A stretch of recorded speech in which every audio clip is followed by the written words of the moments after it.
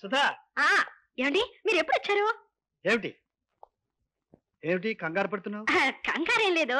మీరు కాఫీ చేయండి, స్నానం తాగురు గాని. ఆగు ఆగు, కాఫీ చేయడం ఏమిటి, స్నానం తాగడం ఏమిటి?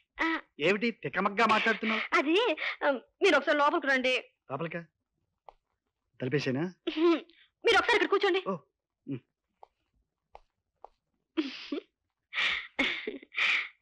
మా వారు ఎంత మంచివారో, నేనంటే ఎంత ప్రాణమో. పట్టిన కాకాచాలు గాని అసలు విషయం ఏమిటో చెప్పు. అబ్బే ఏం లేదండి, రేపు సంక్రాంతి కదా. అవును కదా. స్టేట్స్ నుంచి మా అక్క చెల్లెలు వచ్చారు. వస్తే మా నాన్న కావాల్సిన వాళ్ళందరినీ పిలిచి ఫంక్షన్ ఏర్పాటు చేశారు.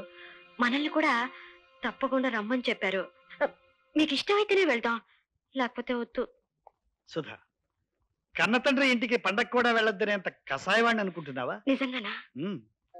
ఏ సుధొస్తుంది ఏమిటి ఇంత ఆలస్యం? ఉండక మా ఆయన బావులు పరిచయం చేసి. మగాళ్ళకి మనమే పరిచయం చేయలేదు. పద. రండి రాఘవరావు గారు, రండి. ఇతను మా పెద్దలుడు శ్రీహర్ష. కిరణాలో 4 లెదర్ ఫ్యాక్టరీలు ఉన్నాయి. ఇతను మా 3వ అల్లుడు చంద్రశేఖర్. నమస్తే. డెట్రాయిట్ లో కెమికల్ ఫ్యాక్టరీలు ఉన్నాయి. పోతే ఇతను మా 2వ అల్లుడు. ఇండియాలోనే పెద్ద బిజినెస్ చేస్తున్నాడు. లేని గొప్పలు చెప్పుకోవడం నాకు ఇష్టం లేదు. నాకే వ్యాపారం లేదండి.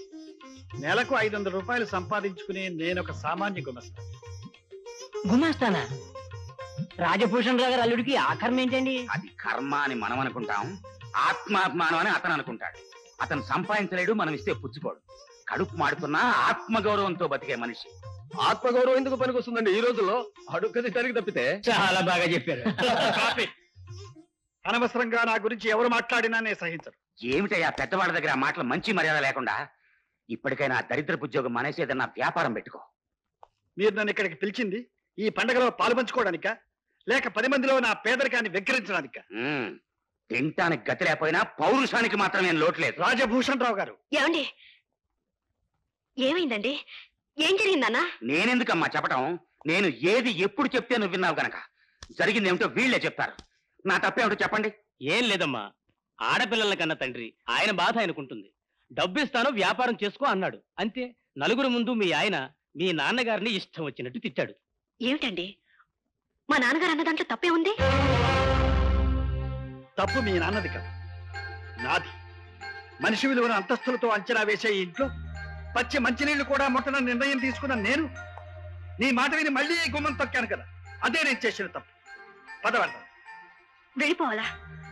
అందరూ ఏమనుకుంటారు? ఎవరేమనుకుంటారో నాకు అనవసరం.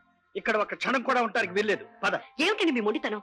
ప్రతి చిన్న విషయాన్ని పెద్ద చేస్తారు. వీళ్ళు నన్ను అవమానించడం నీకు చిన్న విషయంగా ఉందా? ఇంతమందిలో ఇంటి పరువు తీసి నన్ను వచ్చేమంటూ మీకు మర్యాదగా ఉందా? మర్యాద లేని చోట బ్రతకడం కంటే పేదరికంతో చావడమే నాకు ఇష్టం.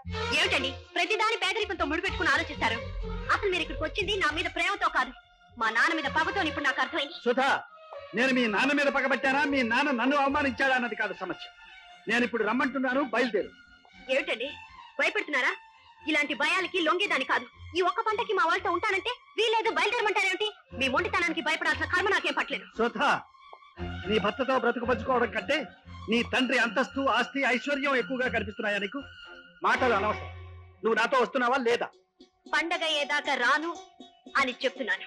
ఇప్పుడు నువ్వు రాకపోతే జీవితంలో ఇంకెప్పుడు నాతో రాలేవు. అంత నిర్ణయం మీకుంటే నా నిర్ణయం నాకుంటుంది.